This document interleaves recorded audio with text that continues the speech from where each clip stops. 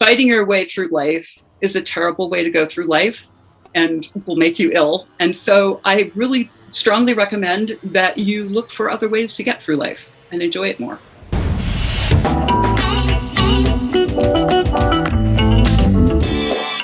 All right, everybody, welcome to this week's episode of the Adapt You podcast. I've got a very special one for you today, one that is extremely unique because the guest is like nobody we've ever had before on the show. So I'd like to introduce to you somebody by the name of Sunday Oliver. Sunday has a very interesting upbringing or background in that, and what I was most intrigued by her story is that Sunday, in her early 20s, made a decision that she had a connection with the woods, with the wilderness, with nature, should I say. And she spent the better half of nearly 30 years living without running water or electricity in nature. And when you think about that, for the modern day individual, the person who's listening to this podcast, myself, and pretty much most people we know, that is almost unfathomable, right? She now, lives in a home and enjoys Netflix like the rest of us. But she lived a very unique experience for 30 years, again, in the woods. And she talks about that experience and talks about the special gifts she now has to be able to help people heal. And I will warn you that you need to listen to this podcast with an open mind, because as she says, some of what she does is a little woo-woo. And that was her term, woo-woo. And I thought it was pretty funny because she could be open about what it is that she does and that it's definitely not conventional. And we'll just say before we get into this episode that she does have the ability to get messages for her clients to be able to help them heal. And we actually go through one of these healing sessions with myself during the episode. I encourage you to listen to the end so you kind of get a feel for what it's about and what I experienced. And actually the messages that she received is quite profound. Actually really hit me. I have very much an open mind, but this stretched my limits. But I left this episode and this experience with Sunday with definitely a broader idea of what the potential there is out there when it comes to healing, the universe, nature, and all that it has to bestow upon us. So that being said, I'm going to leave the rest of what we have to learn from Sunday to the episode, and let's jump right in. All right, everybody, welcome Sunday Oliver to the show. Sunday, thank you so much for coming on today. I greatly appreciate that you can join us. I'm really happy to be here. I think this is a great place to discuss a lot of really interesting things that can, change people's lives. So yay. Yay for that, for sure. Sunday, I was, as I said in the intro, I was super intrigued by, reading your bio and listening and understanding your story. There's something that like really jumps out to me that, again, I brought it up in the intro about your experience for spending 28 years off the grid, as they say, so to speak, living in the wilderness. A great amount of that time you spent in areas that had no running water, no electricity, plumbing, and for those who are sitting probably in the comfort of their car or their home right now, it's very difficult for us to relate to that. But that's a big part of who you are and a big part of your story. So I want you to spend some time, unbox that a little bit. Tell us about, why'd you do that? And what was it like? What was that experience like for you? Let's dive into it a little bit, because I know this is a big part of who you are. I'm so glad you asked that, because a lot of people do not get the connection between that part of my life and what I'm doing now. And it's super vital. Basically, so to answer your question, why I did it, it's one of those things that, I was just completely drawn to. It's like falling in love with somebody, or hearing an instrument, knowing that you have to play it. It's just like, I knew that I had to be in a place where I was in touch with the elements, where I was not distracted by other things, where I could really, truly learn them. And I might not have been able to say that in an articulate way, because at the same time, I was reading in books, and this is before there was a lot of information about shamanism in this culture. So I was reading about other cultures, and I was reading about shamanism. And that was making sense to me. What shamanism? Shamanism. Good question. Basically, shamanism is the art of being able to travel to other dimensions and bring back useful information or beautiful information, which is also useful. Okay, awesome. Yeah. Um, I mean, there are other definitions of it, but that's mine, and it's kind of basic, but it works. Yeah, basic's good. Yeah, I mean, it's clear. It's clear what it is. So no, I appreciate you explaining that. And I didn't mean to cut you off. So please, yeah, continue. No, that's okay. Because shamanism has a lot to do with being in relationship with the elements, and so it's sort of like you can be a shaman in a New York penthouse. Yes, you can, but you better have a really good connection underneath all that concrete and through all those walls and glass to the earth, air, sky, water, fire, all of that. Okay. So yeah.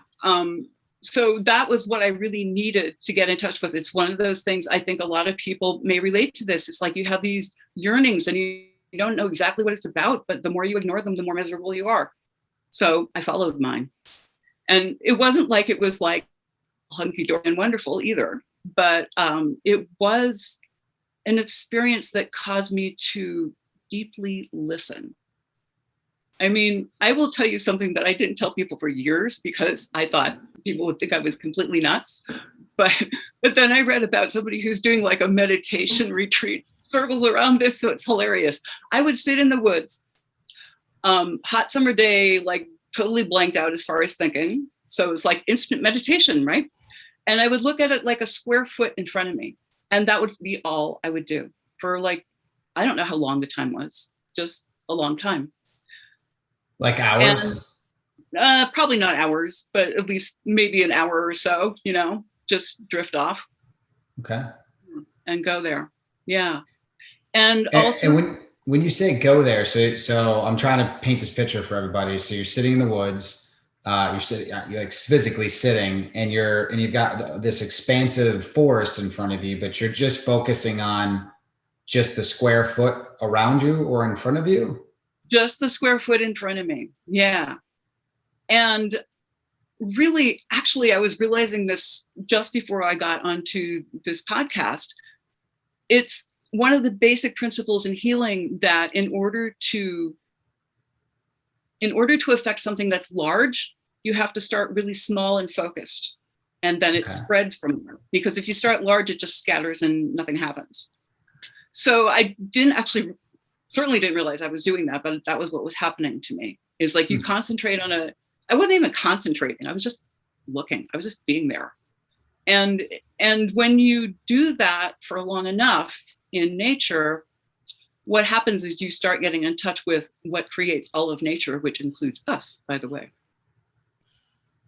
So you're not really thinking about anything. You're just sort of looking at it and just, as you said, being present and just sort of taking it all in, taking in the sounds, the smells, the textures and all that. And just really, it sounds to me like you're not thinking about all the other stuff. You're just being present. And especially living in the woods, were you alone the majority of this time when you were out there? Majority of the time, there were, there was like a small, well, not the majority of this time, I wouldn't say, because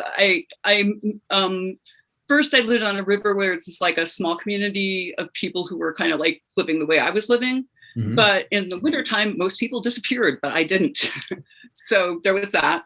And then later on, I moved to a place that was more populated. So I was living like on people's acreages and like in a yurt or a trailer on their property. So that was a different kind of situation. But yes, I've spent a lot of time alone. And I think that if you want to do this kind of listening, I would advise it. It's not that you want to be out of relationship with people. It's that you want to cultivate a deeper relationship with people in your world. And I would think a deeper relationship with yourself by spending time alone as well, right? Is that fair to say? Absolutely. That's totally fair to say. And what I would also say, just getting back to the staring at the square foot in the forest, is that acts as a kind of portal. And this is a word people are now familiar with because of Harry Potter, so I'm using it. But it's like, yes, what you were saying is like you do get into the senses and then a shift happens. And you are aware of the fact that we are citizens of multiple dimensions and they can all speak to us. So when you were in the woods staring at it, and I keep going back to that just so we can have context during the conversation, and there's Gotcha. that stillness, that calmness, and I'm going about this the wrong way, trying to provide describe something that's almost indescribable. It seems you're talking about other dimensions now for me, being a sci-fi guy that likes the movies, I immediately think other dimensions the way I would think of a science fiction movie, right? At least that's how my mind has been trained, because that's the only time I've ever heard the term other dimension referenced in conversations. And I know there's a lot of discussion with I forget what the term is, but with physics and the fact that we're all vibrating energy, right? And that there is these other dimensions that we can't see, feel, or touch, but they're there. And you have the ability to become aware of those other dimensions or access them, or both. So Yes. Some of them, because they are infinite. So it's sort of like, nobody can know everything, even in that way. okay. But yes. And what I'd say is, if you're willing, I do think this is very difficult to describe in words. And one of the things that I like to do for my clients is I put out free on Facebook and YouTube, is I make videos and audios that I can record my healing work, basically. Okay. So those things give people the experience, which kind of tunes them into the frequencies. Like those other dimensions, they're like other radio stations, and you can tune into them. And science fiction is actually, some of science fiction just kind of rolled my eyes, but some of it's very interesting in terms of how it is exploring other dimensions. I think it's very fascinating how science fiction and science are both starting to look at how what we consider to be solid reality ain't so solid, It's not. I think we're, as humans, we're very narrow-minded to think that, if, for example, I always give you always hear the term, like if I didn't give you a mirror or show you that there was a nose on your face, you would know it was there, right? You would know that the nose is there because you can't see it, but it's there. So my point is, there's a lot of things that are out there that are right in front of our face or attached to our face, in that example, that we don't even realize are there. So when we talk about other dimensions, we have our senses, right? The 5 senses, but what other senses are there that maybe we aren't tapping into to be able to access or to be able to experience some of these other things, like these dimensions? So now I want to dive into this a little bit more. Is there anything else before we dive into your work and your healing and these other dimensions? Let's talk. I want to spend a little more time about spending time in the wilderness like that, because that fascinates me. And it obviously, I'm looking where you are now. Are you no longer in that type of environment? Are you in what we call more of a traditional environment?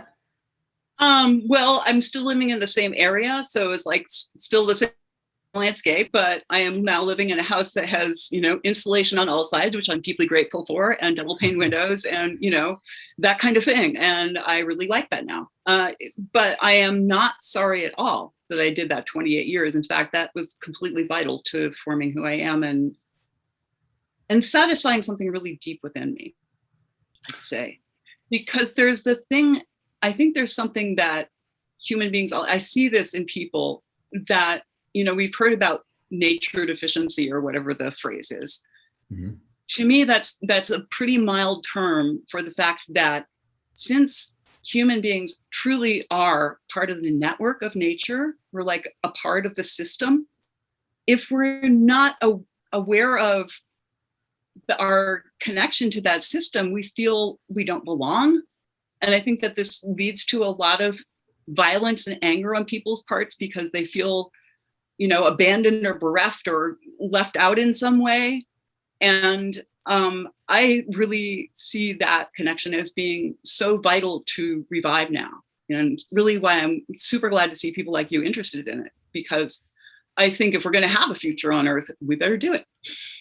Yeah. I mean, if you think about it, a lot of the natural space is being destroyed, cut down, altered, or should we call it manicured, or fabricated. It's not the, the true natural space this planet was intended to have. And as that happens, there's more commercializations and buildings, and people are spending more time inside, less vitamin D, more time on their phones. That connection with nature is absolutely lost. And I wholeheartedly agree that we are part. We're born from, we have minerals and stuff that are inside of us that are found in the soil, right? Right. All the And bugs sharks. that we find in the soil are in our body, right? And when we die, we turn into that soil that's then going to be, grow the crops that are going to feed the person, so it's all this big cycle of life, so to speak. And to think that there's not something there in terms of a connection, I think you're naive to think that. I think you're naive just because you don't understand it. Agree. Yeah. Yeah, I would agree. And there are a lot of things that exist that we don't understand. I think that's another piece of this, and a big one for me, because I was brought up in a very academic environment where like not knowing the answer was the greatest could possibly have. But is that as human beings, we do not know the answer. We might know the answer to some specific things, but there's a whole lot we don't know. And I think it's about time we really looked at that, because when you're talking about the whole like manicuring nature thing, I'm not like totally anti that, because human beings, we do to make an environment for ourselves where we can live comfortably. But I also think that it's excessive, because there's a part of us that wants to control what we don't understand. So it's like we want to control nature, right? Because we can't understand it, and we don't want to talk with it and have a conversation with it. So we just tell it what to do, Yeah, that's fair. I think I think it's amazing that you spent that much time connecting with nature. And it's like you said, you had a calling to it, you were drawn to it, and you listened to yourself, you listened to your intuition, you went to it, and obviously it meant something to you because you were there for nearly 3 decades, right? And that's a long time, right? It's a good chunk of your life. And was it all butterflies and rainbows, or was there a time where you're like, gosh, I wish I could have some running water, God, and no, I want some. It was not all butterflies and rainbows. I mean, if you've ever lived in 100-degree heat in a tent, which is basically what a yurt is, it's not a fun experience. Let's just put it that way. So why didn't you stop? Why did you keep going? Like, why are you were like, screw this. I'm done with this. I want air conditioning and Netflix. Well, I wasn't willing to give up my time, because that was what I bought. I mean, I did have jobs, I did have work, but I had it kind of minimalized so that I could spend a lot of time to myself doing what I wanted to do. And I realize that may sound selfish, but I find it really interesting that in China right now, there's a huge movement for exactly that, because people are the younger generations are really saying, well, this whole, work really hard to make prosperity ethic, it's not working for us. We feel like we're dying alive. And I think a lot of people feel like they're dying alive. Oh, absolutely. It's not, there's this whole grind mentality, and because of the evolution of lights and electricity and technology, we now have access to information and things that can have us working into the wee hours of the night and starting early in the morning and moving at a pace that maybe I don't know how many millions of years these human bodies took to evolve, but I mean, it's only happened in the last like 50, 100 years. So I don't think our bodies are really ready for this. They're not ready for the processed foods. They're not ready for all these things that are outside of the natural elements that you spent very intimate time with, right? So you are living in an arena that our bodies are really designed to live, right? You were living a way in which we were designed to live. But now you're living on the other side of it, right? We talked before the show that I said, hey, do you ever just sit on your ass and watch Netflix? And you were like, yeah, I do. It's kind of nice. So what's that transition been like, and how long ago did that occur where you went from, more minimalistic to Netflix and air conditioning? Well, I don't have air conditioning, by the way. Okay. I want to back up a little, because I think that what you said is really significant about how that technological developments have changed things.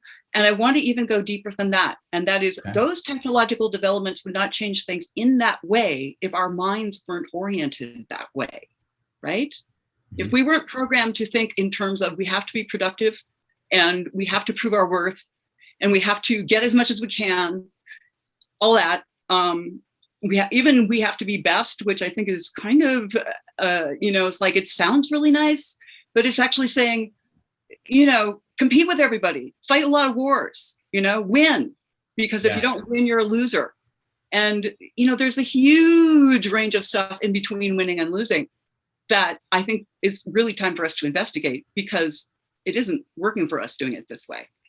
And this is essentially what happened to me personally too. You're asking about my personal adventure this way. Well, what happened is something in me intuited that I needed to live in more comfortable circumstances, and I moved into slightly more, upgraded situation.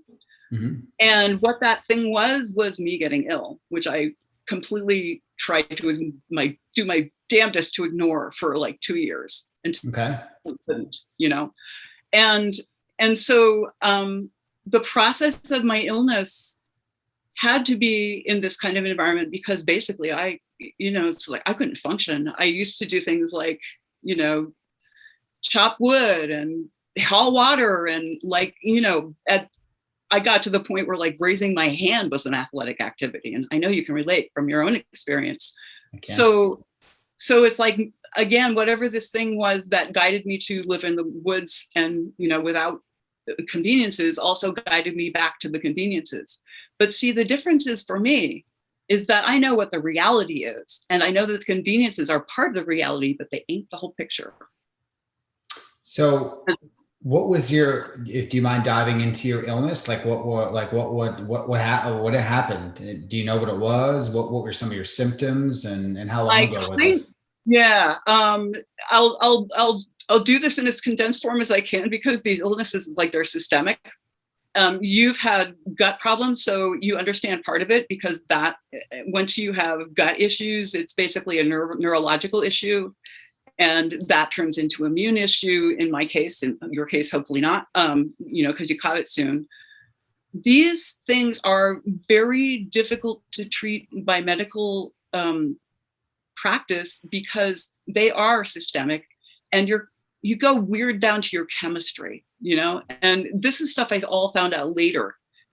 It was just like a huge confusion to me at first. I couldn't understand it. I remember I used to play fiddle, and I was playing a May Day gig with some friends, and we went to this like gathering, and there were a lot of people I hadn't seen in a while. It was really fun. And then suddenly at one moment I realized I have to go home and lie down now. It's like now. And this was the moment when I realized, okay, I cannot pretend that this is like me being depressed, or it's me, like this or that. It's not a life issue. It's like something really serious with my health. So what that journey made me do was, I basically lost my identity, for starters. I think I mentioned before the show this. It's like I was the person who took a 3-mile walk just to clear my head. 1.5 miles for me was just like a little warm up. And I could not even imagine doing that anymore.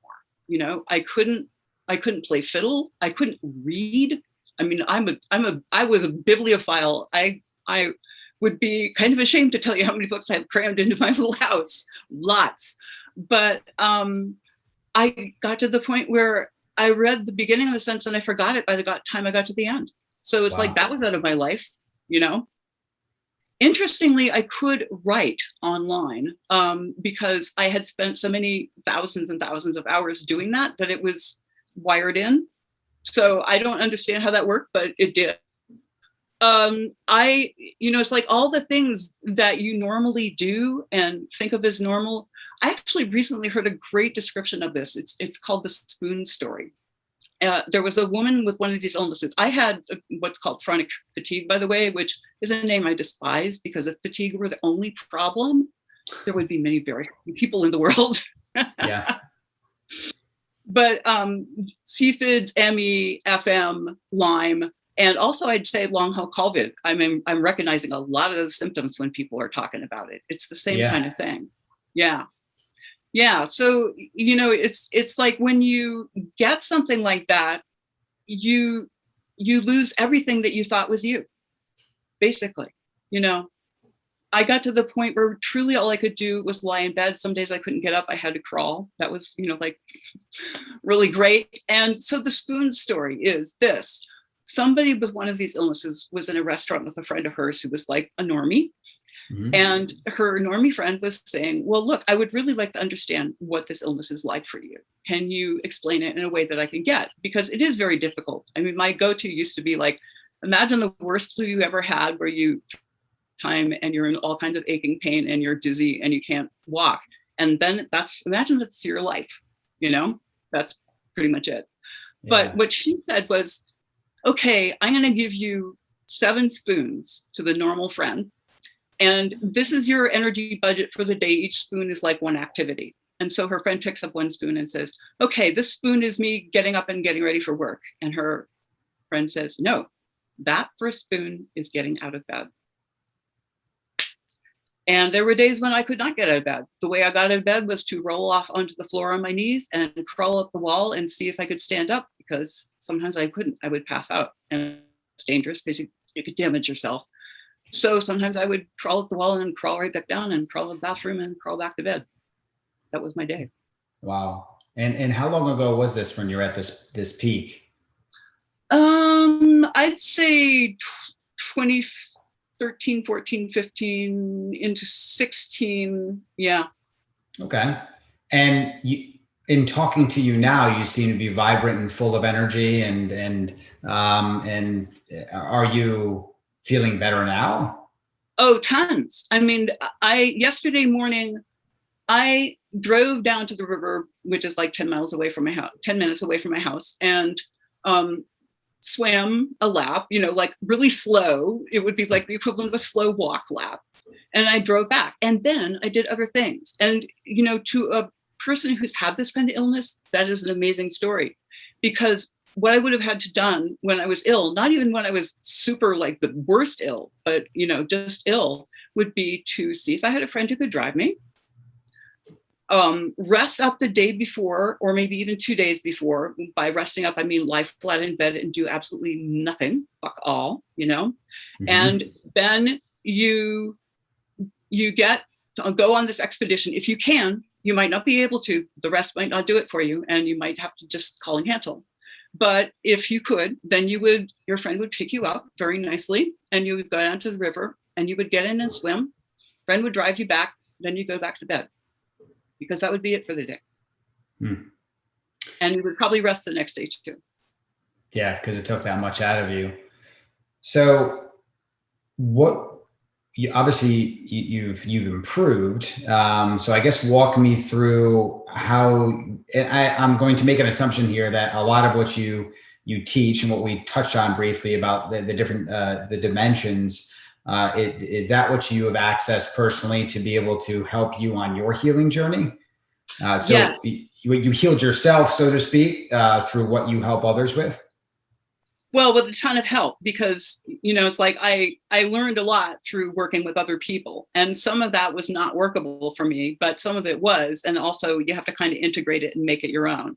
And mm-hmm. That's what I like to guide people through the experience of, because I can support them through symptoms. I can help them mitigate symptoms, but that's not enough in my mind. Sympathizing with them, that's not enough in my mind. Like telling them to be positive, that's definitely not enough in my mind. It can be cruel in certain situations, actually. Mm-hmm. But it is necessary to change your perspective. And that's where those other dimensions come in really handy. Because remember earlier when we were talking about how electricity has caused, people to go into this incredible grind. Well, that's because of the mindset. So if you're in illness where the mindset is, and this is my prognosis when there are many doctors who don't even believe in these diseases still. So that's discouraging. You go to somebody because it doesn't show on any of the tests. None. Of course. Yep. Yeah. So, so obviously it doesn't exist, but then some doctors do recognize the existence of this. And I was lucky enough to go on a site where they had the updated information. The prognosis was, progressive and terminal, which means get worse until you die. there was this little voice in my, and I won't deny that that was like a horrible shock. It was like one of those moments when everything kind of goes dim and slow, like when you're in a car accident. And then this little voice in my head said, that doesn't apply to you. So there are a lot of things that we assume do apply to us that may not apply to us. One of my mottos is, the impossible to the possible. You have to change your perspective to do that. And it really helps to be in connection with those other dimensions to change that perspective, because they are part of who we are. It's almost change your perspective, but also change your belief, right? Because I think sometimes people want to change their perspective, but they still just don't believe it, right? Deep down, right? They're like, yeah, no, I'm going to beat cancer. I'll use that as an example. Right. But deep down, they're like, man, I'm effed, like I'm screwed. Yeah. And there's a difference between that surface level, right? Versus real. So let's dive into this. I'm just gonna call it right now, this dimension thing, because I'm fascinated by this. As I'm sure other people listening are fascinated by this. Because I've never had a guest on that's talked about other dimensions. And I think I'm totally different from some of your other guests. Yes. And I think some people are, let's be honest, quick to dismiss it because they're like, this is a little crazy. Right. And right. And I'm sure you're used to at some level getting my own family. Yes. So even though they see results.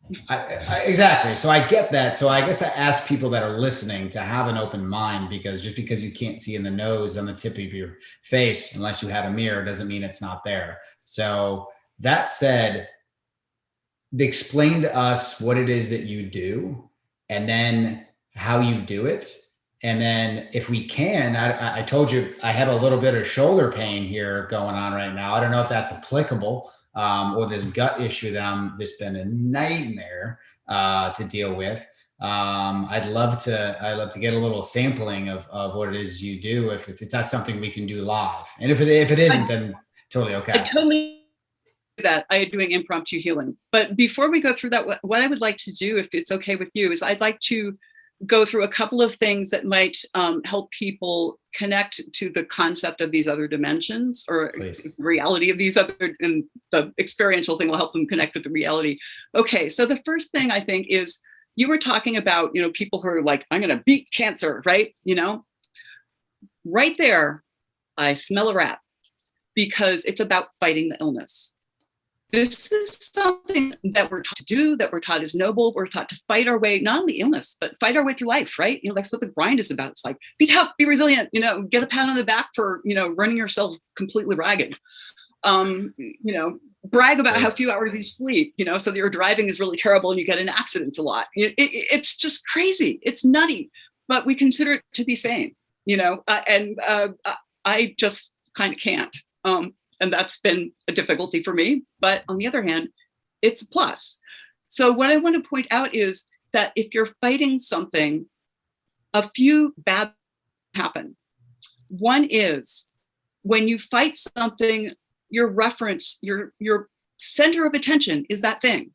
And there is this truth that what you put your attention on grows. And it certainly grows in your consciousness, even if you don't believe the rest of it. It's like, what you focus your attention on is what you play out in your life, right?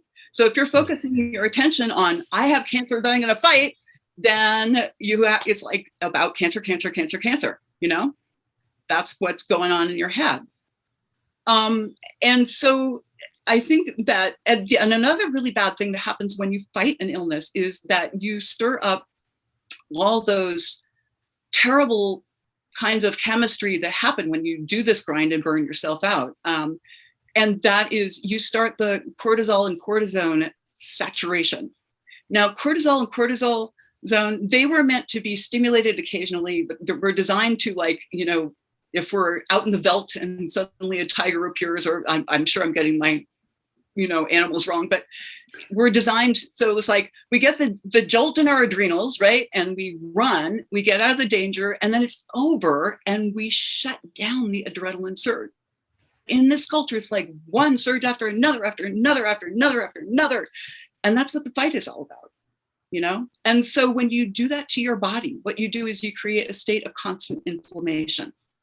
And when you're in constant inflammation, Harvard and Baylor medical schools, this is not at all woo-woo, both say that 95% of all illness comes from chronic inflammation. So this is why I say this is a real obstacle to getting well. And it's also an obstacle. It's a distraction from something that could really give you healing, which is to open your perspective and begin to look at the world in another way. And I realize that that can sound really counterintuitive to people because sort of like, well, shouldn't you just be figuring it out and addressing the issue? I'll tell you what, I tried to figure out my issue for 2 years. I'm a big research maven. I'm good. I actually dealt with another chronic illness earlier in my life by doing that. I figured out ways and I did them and it worked. But this time it didn't. This time I tried everything. I was really diligent. I fought my way, right? And then I got to the point where I was just like so out of it. All I could do was listen to my inner voice. I think it took, me getting that out of it for me to listen to my deepest inner voice. And I don't think you have to do that. That's why I do the work I do. It's like, I don't think you have to get to complete recognizing rock bottom before you begin to listen to that deeper inner voice.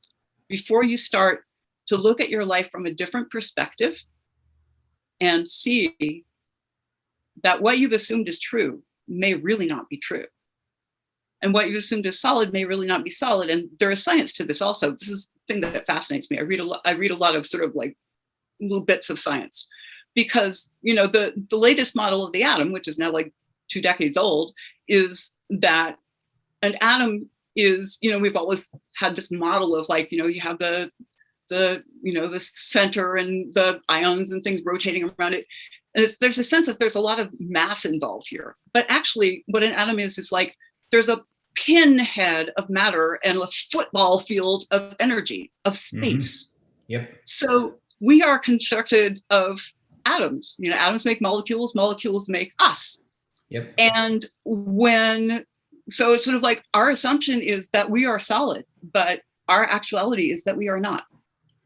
Yeah, it's fascinating. I actually remember that from like 8th grade science class. You got the protons and the neutrons and the nucleus, I think it was called, and then the electrons, which spin around the core or the nucleus. And again, I might be getting the terminology wrong, but please bear with me. Mine wasn't so hot either. So. Yeah, and but you said that space between that rotating electrons, that vibration, right? That rotation is what that space is massive. If you're to correlate it to like a football field with like a pinhead, it's pretty impressive. So talk to me about, and that's a great description that you gave in terms of Tony Robbins talks about if you focus on if you're in a garden and you're putting all your attention on the weeds, right? The weeds are going to grow, right? You're going to turn the watering can towards the weeds and you're watering the weeds now versus maybe watering the flowers. And turning your attention away from maybe the problem. And I don't know if that's how this works, this dimension work, but please continue, because your description of what is seemingly impossible to describe is making a lot of sense. It's clicking. So let's keep rolling. Glad to hear it. Yes. Yeah. I'm tracking with you. So let's keep going. Okay. So this space that's in our atoms, that's a way to prove to ourselves that we are multiply dimensional ourselves. Our bodies are. This is extremely woo-woo, but I'll do it anyway. When I was ill and I finally learned how to energy heal a lot by working with other people who did energy healing, I went into my body and I realized, okay, well, there's things wrong with my chemistry. It's like what you're dealing with. There's things wrong with your chemistry, but you're not metabolizing things in a normal way. And I was not doing that big time. So I thought, okay, I have to go into my chemistry. And then I thought, wait, no, I need to go at least atomic, because you need to be what I call one dimension back of whatever it is you're looking at. So it's like the whole fighting and the battle thing is like you're still only engaged in that thing that exciting. But if you step back a bit, that thing is still there. I'm not saying that it goes away. This whole notion that we can get rid of stuff is, well, matter cannot be created or destroyed. It really can't. It can only be transmuted. That's what this is about. You can't transmute if you're in the middle of it. You have to back up a step. And that's what getting perspective is about. And when people talk about positivity and stuff, I think that's what they're trying to get at, but it happens in a very corrupt way. And a lot of times people feel oppressed by the need to act cheerful, which isn't it at all. Maybe you can get a little way by that, but it's more about changing your perspective in a very gigantic kind of way and understanding that because we're made of atoms with a lot of space, our bodies have a lot to say to us. If, it's like that part of nature is right here. You can go into your body. And I didn't for ages. I lived a very physical life, but I didn't go inside it. So when I went inside and I realized, okay, I have to get deeper than the molecular level to work with the molecular level, I thought, well, what if I go subatomic? So I went subatomic. And what I realized was it's the same as when I was looking at stars. It's the same as being out in the night looking at stars. It's like these little particles of matter and this huge amount of space. So it's just really fascinating to me how, it's like, I realize that maybe some people will be listening and think, what, but. So I love how you say the term woo woo. That's funny. So let's talk. So where my mind went with everything you just described was, okay, so you talked about, use the term going subatomic, right? You're one into that space, right? You went deeper at a molecular level. Pulling back in perspective, that makes sense. It's almost like when you were writing something and you read it over and over again and you're like, this is perfect, there's nothing wrong with it. But then you get away from it for a minute and then you step back.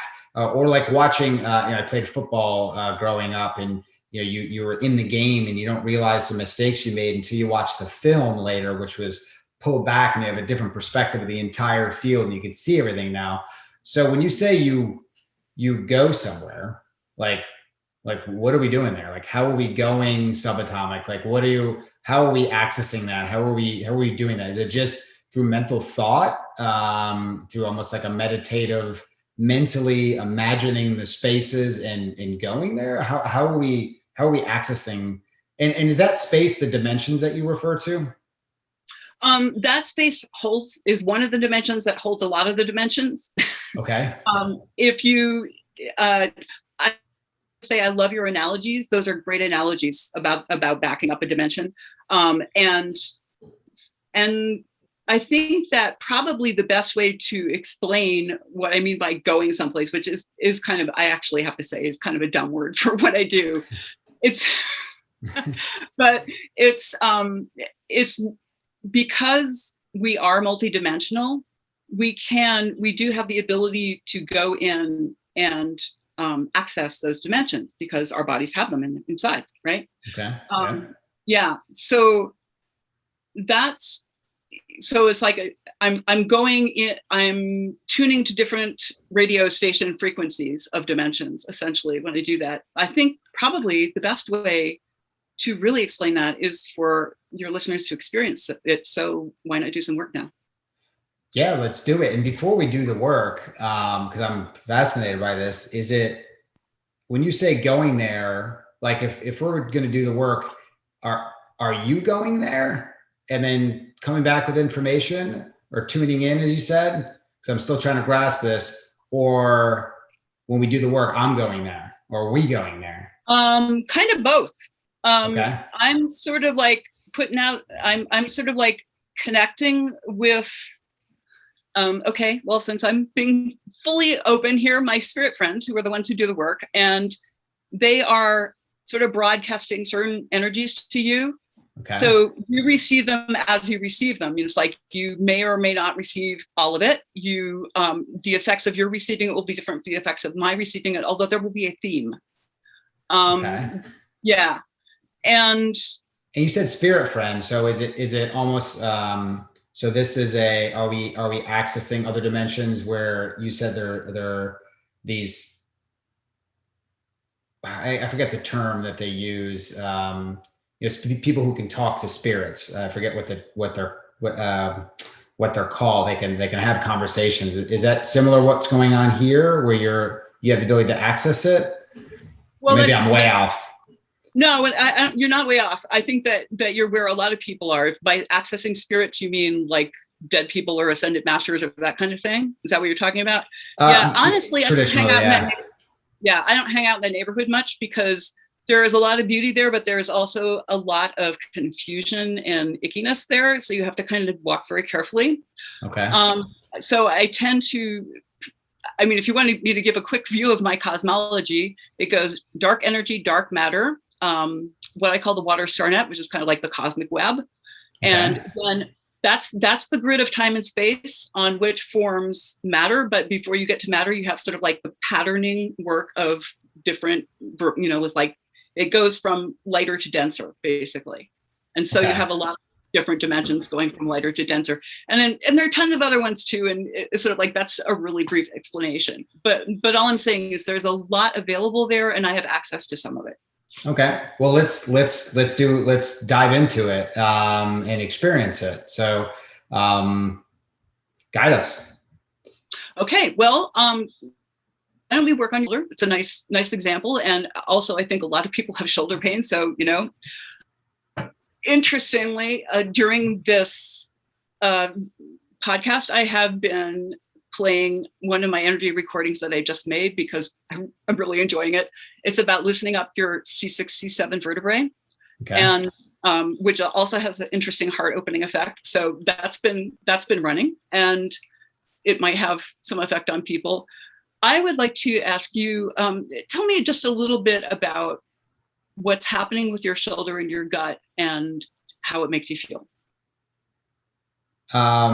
So until I discovered it was my gut, I at first I didn't know it was my gut because I had no gut related symptoms that you would associate with the gut, like gas, bloating, bowel issues. So I was continuing to eat certain things that maybe were having an effect on me, but it made me feel the widespread inflammation that was affecting different joints in my body, like my knees, hips, sciatic pain.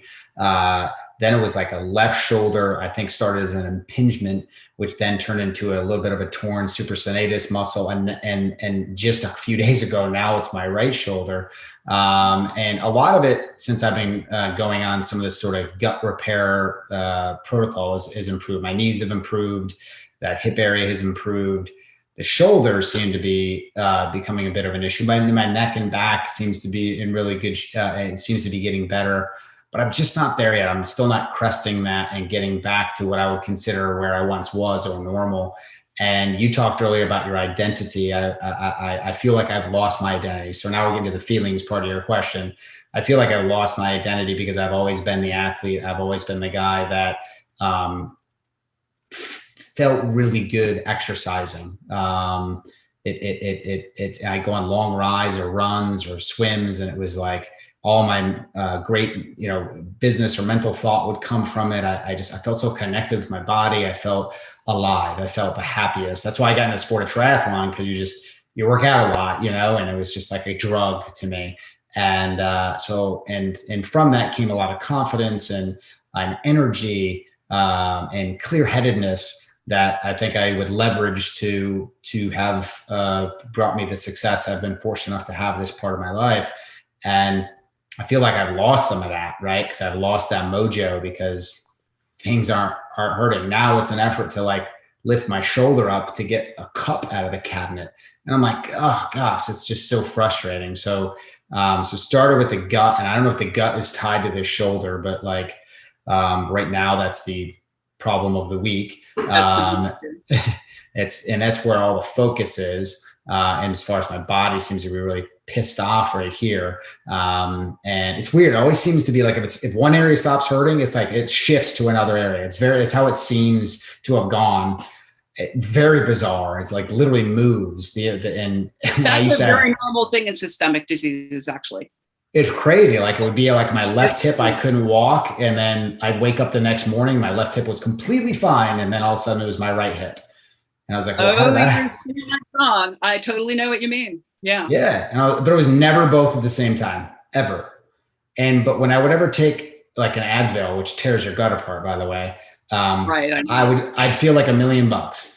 Totally fine, spring out of bed, I'm good to go. But I was causing more harm in doing that. Until I didn't realize it was my gut.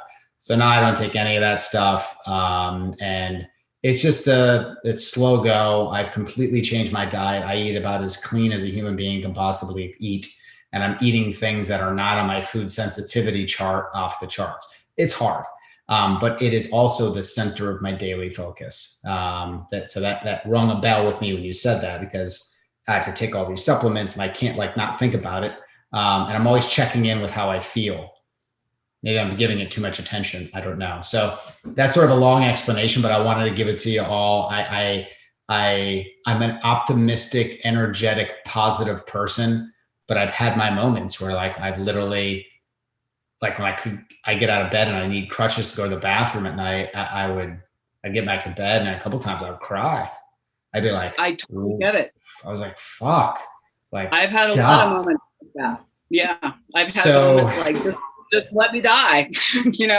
Honestly, yeah, I get it. It's, I mean, your situation sounded far worse than mine. I have to admit, but mine is definitely ripped me down, and I'm, because I think I'm just wired this way as a competitive person. I'm just like, I'm going to figure this out. Like I'm going to solve this. I'm going to crack this. I'm going to do whatever it takes, whether it's taking supplements or accessing other dimensions. I'm up for anything. Like, so sign me up. So that's where I'm at. That's really great. I'm glad that you like really went into it, because this is essentially what I do in a session with people. It was like, I let them talk first, because that sort of raises whatever it is we need to work with. And there are a couple of things I'm just going to comment on right now. One of them is that I would figuring any only like 20% of what you're doing.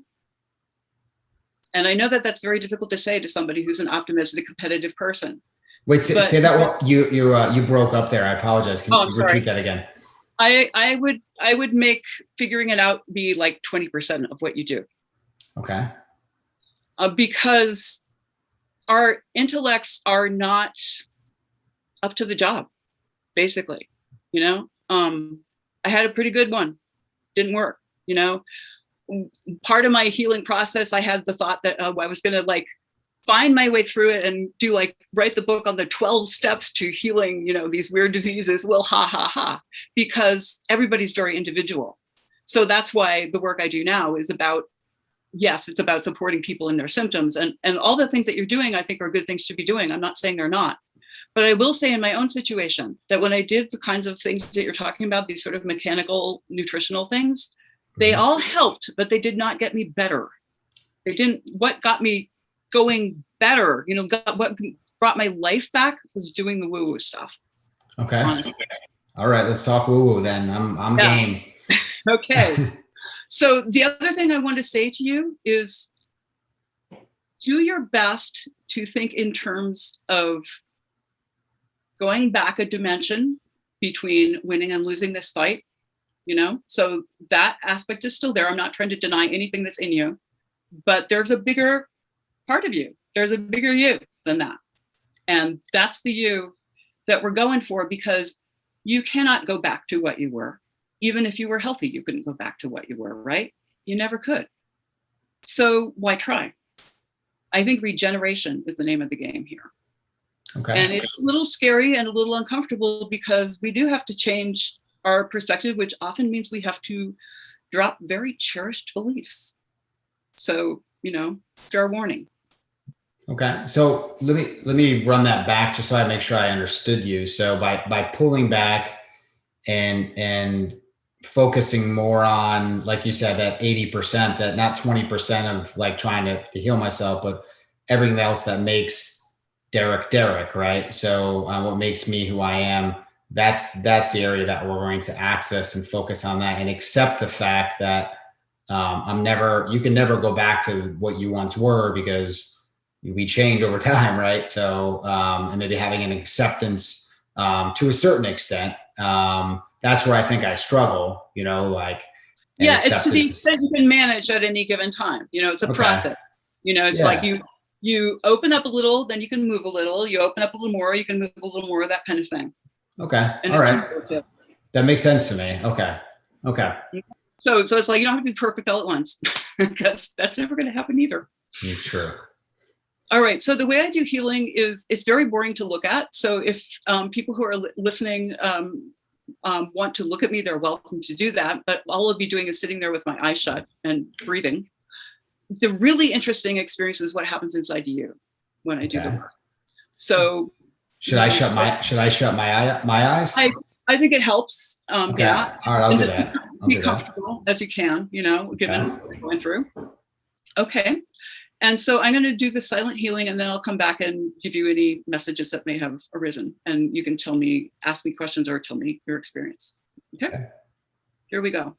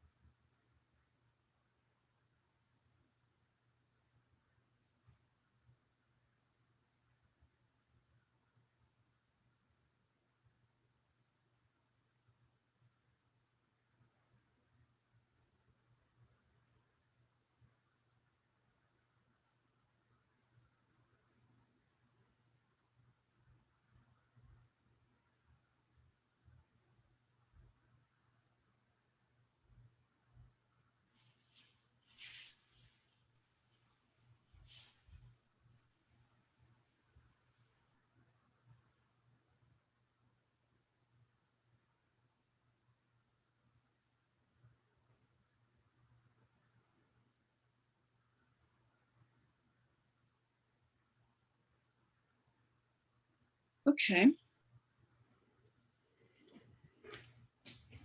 So the messages I got for you were slow down, you'll move faster. Think in terms of me looking at that square foot in the woods, that would be slowing down. Okay. And have more lighthearted fun. Just like silly stuff. That's so those are messages that then I now apply to what I do, to that 80%, right? That you talked about, like that the 20% is me taking the supplements and all that other stuff.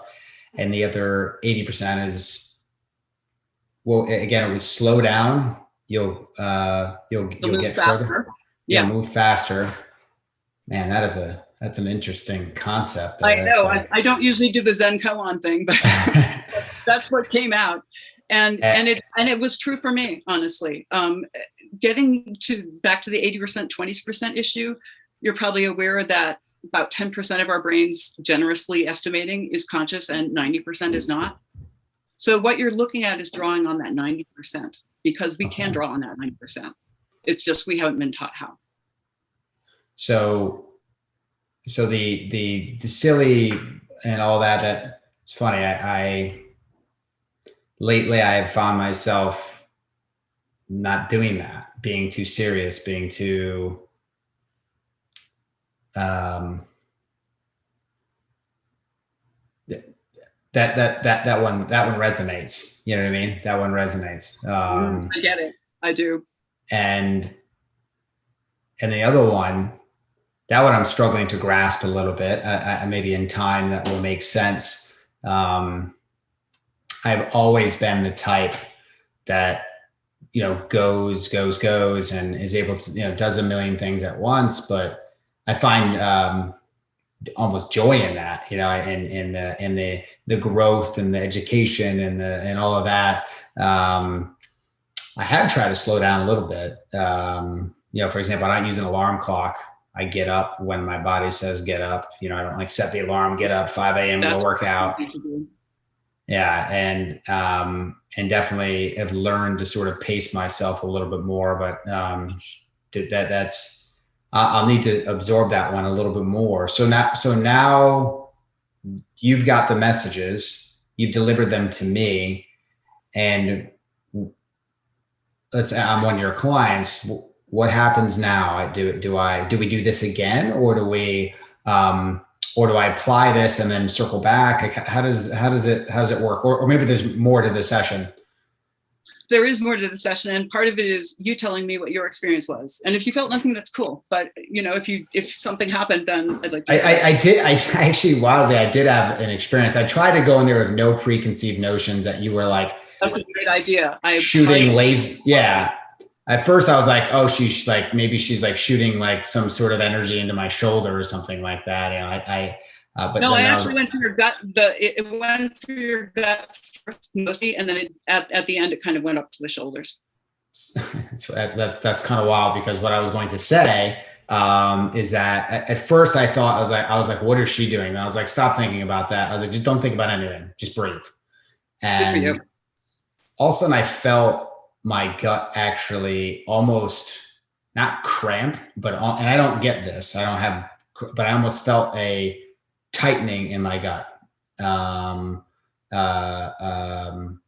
felt something there. It wasn't painful. It could be. I could almost I actually perceived it as, oh wow, something's happening in my gut, and I could feel like this whole area right here. I'm pointing to those who are not watching or listening. I'm pointing to my gut. I felt it almost like contract a little bit. So I felt that.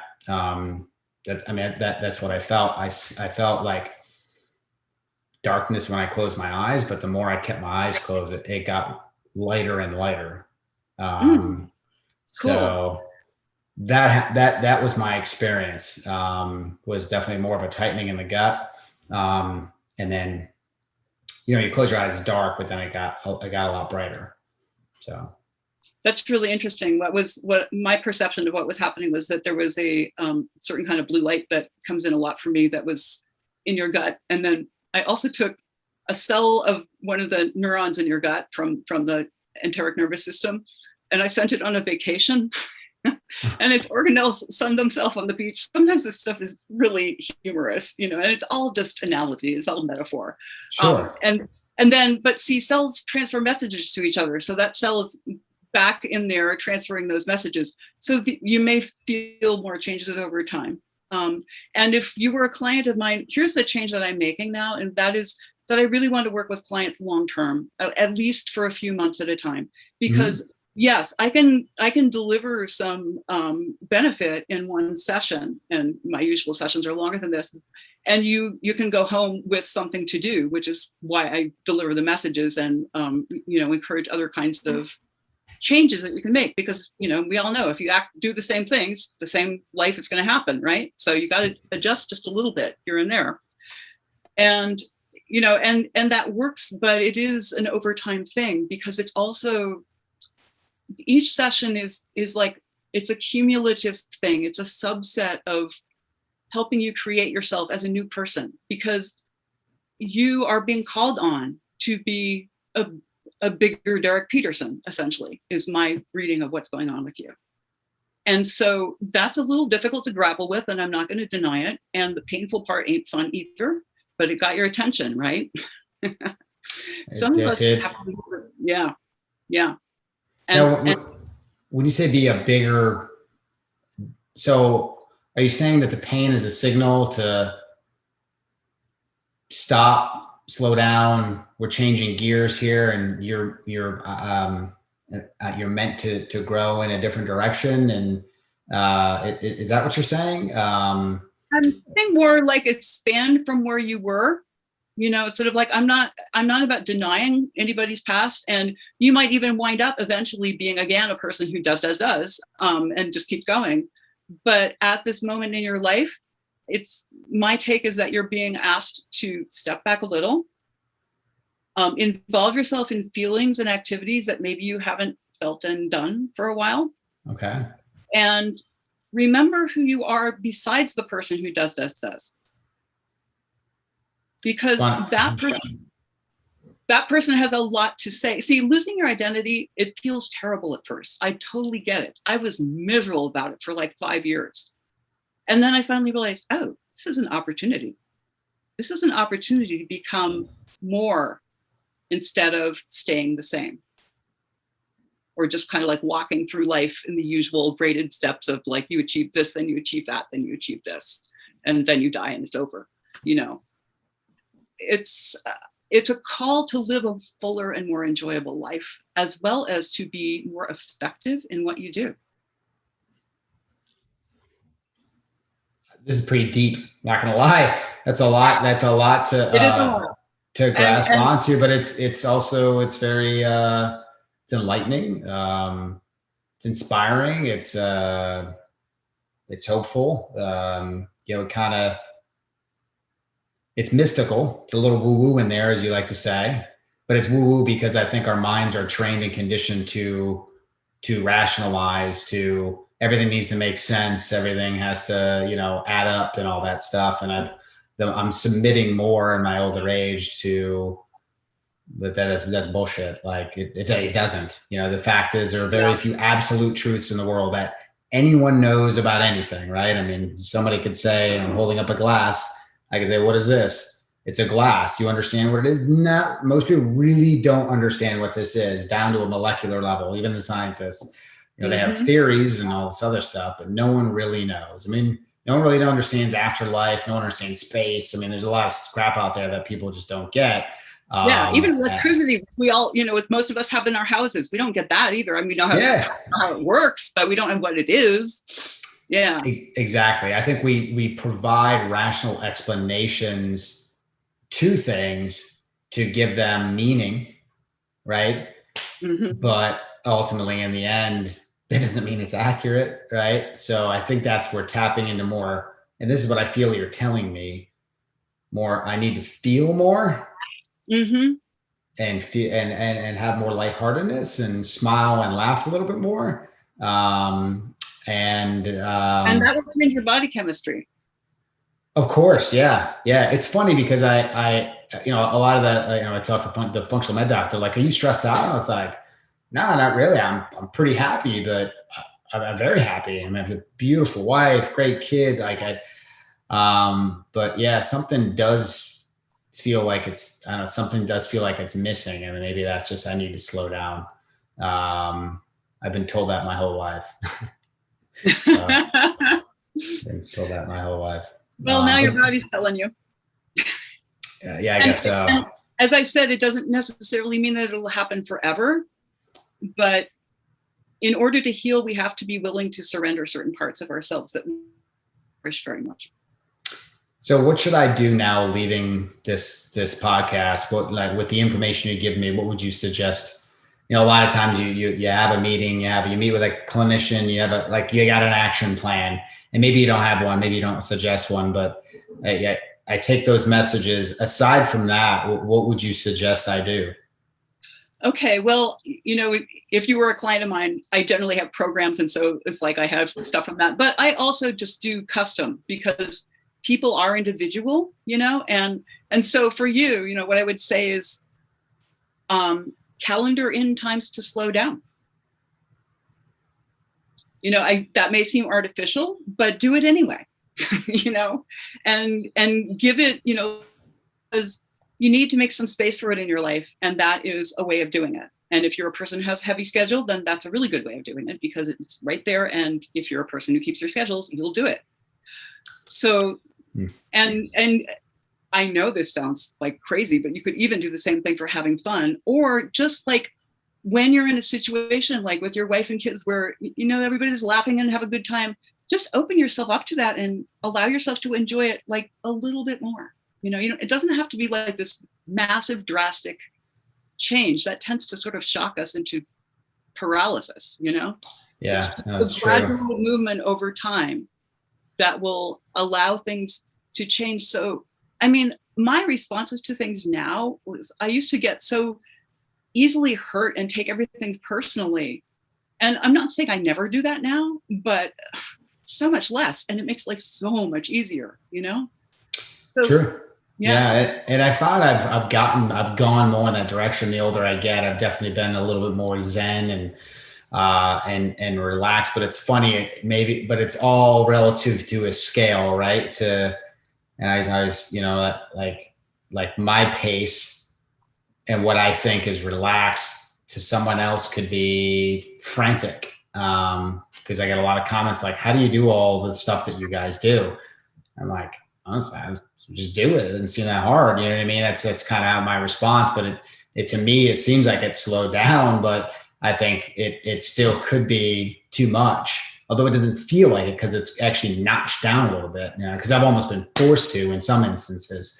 So, and I think ultimately I'm just going to have to listen to myself and how I'm feeling and all that, and respond to it, because it's, you know, like I said, it's like a scale, you know, so I may feel that I'm not going a million miles a minute because it's less for me, but I actually still am. Right. That may be so. And I love that you are thinking about listening deeply to yourself, because that's what the slowing down time is for. Yeah, exactly. For sure. Yeah. I've been starting to make time for that. When I say starting, like about 2 days ago. So just starting. Hey, well, you know, journaling, meditating, that type of stuff. I've really been like, you know what? I feel like I've been missing the mental element of this, you know. You know, everything I've been doing is physical. I'm like, I'm not doing anything upstairs. You know, I'm not doing anything there. And if you can think of it as, you know, only some mental and a lot just sort of, you know, that 90% of your brain that isn't conscious, that helps too. Yeah. Wow. I tell you what, this was an awesome experience, talking to you and learning about your past and what's led you to who you are today, and then actually sitting here and experiencing it and actually feeling something physical in my gut when you were focused on my gut. And I thought you were going to focus on my shoulder, and I actually felt that. And to receiving these messages, and we'll have to talk more offline, because I'm definitely interested more in what you do, and we'll have to have you on the show again, because it's this stuff, and I call it stuff, you know, the woo-woo, as you say, that I think is very interesting, that more people need to unbox, unravel, accept, and be open-minded to, because it's there's something there that we just don't understand. So, and when you said you were accessing things, I was like, the rational, woo, dismissive side of me was like, what is going on here for a minute. And then I thought to myself, you know what? I have no idea about anything. Like, I know that I know nothing, so I need to submit. And that's really where I think people need to be when it comes to this type of healing. So, because if you're skeptical, you're just going to build up that wall. It's probably hard to get through. Well, I think actually the word skeptic comes from the Greek word for watchman. And I kind of like that because a watchman has to look at the whole horizon. So if you're a skeptic, that doesn't mean that you're narrow. It means that you have to be willing to experiment with the whole horizon. It doesn't mean you have to believe in it. You're just looking at it. You're just checking it out. You're giving it a chance. Yes. Yeah. And I think those listening got to give it a chance. So Sunday, last question for you. Well, last two questions for you. First, where can people find you should they want to work with you?